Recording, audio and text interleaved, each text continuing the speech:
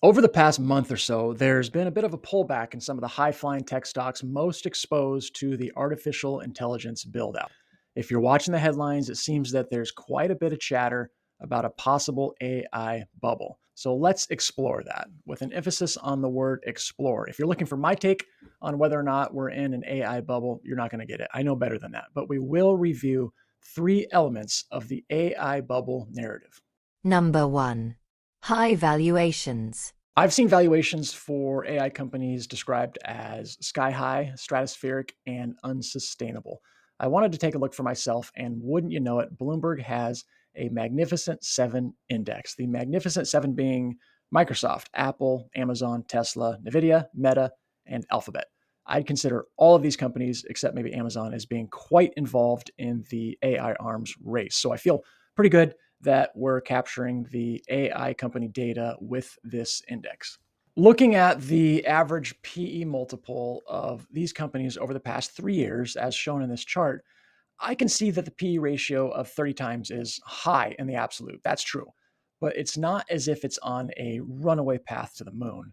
It's well within the range established over the past 3 years. Now, my analytical audience might contend that because these PE ratios are based upon future earnings over the next 12 months, they may be factoring in earnings projections that are overly optimistic that may never be realized. And that's certainly possible. In any case, this isn't the whole story. This is just data for publicly traded AI companies. Sky high valuations can refer to the values being placed on private companies as well. For example, OpenAI, the maker of ChatGPT, is a private company, and it is widely expected to not generate positive cash flows until about 2030. And yet, it recently underwent a round of funding that valued the firm at about $500 billion, making it far and away the most valuable company to have never turned a profit. Now, if someone were to try to convince me that this valuation seems irrational, I think I would hear them out. In addition to or related to the worry about unsustainable valuations is this. The top 10 largest companies by market cap in the S&P 500, the bulk of which are AI companies, account for 41.6% of the index, as illustrated by the dark gray line in this chart brought to us by JP Morgan. I think this concern has merit. This is uncharted territory.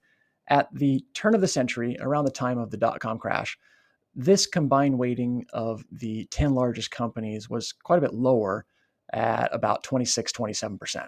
So if I were to hold an index fund that tracks the S&P 500 and more than 40% of the weighting is in only 10 stocks, that doesn't feel like appropriate diversification. You wouldn't normally think that you are subjecting yourself to industry concentration risk by investing in a fund that tracks the S&P 500. Number 2. Massive capital spending plans and the source of funding. It is staggering how much money is being spent on the build out of the AI infrastructure. And by that, I mean the data centers, the actual AI chips, electricity supply, networking, etc. For example, Sam Altman, the CEO of OpenAI, has committed to spending $1.4 trillion dollars over the next 5 years on AI infrastructure.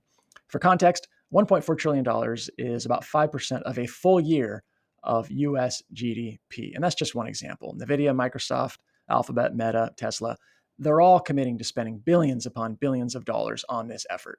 With this much spending in the works, there may be concerns of overbuilding and that oversupply may lead to less pricing power down the road. That's actually not the chief concern I'm seeing related to all this. Rather, it's how the AI players are funding this build out. This is a diagram produced by Bloomberg that's been making the rounds lately. It shows the circular nature of these funding arrangements. And I'm not going to walk through each and every one of these, but here's an example to give you some flavor. NVIDIA recently agreed to invest as much as $100 billion dollars in OpenAI to help fund its data center buildout. Now, OpenAI will in turn fill these data centers with NVIDIA chips. You can see how this looks circular, where companies are investing in one another while at the same time buying each other's products. I could see how this could raise some eyebrows. Number 3.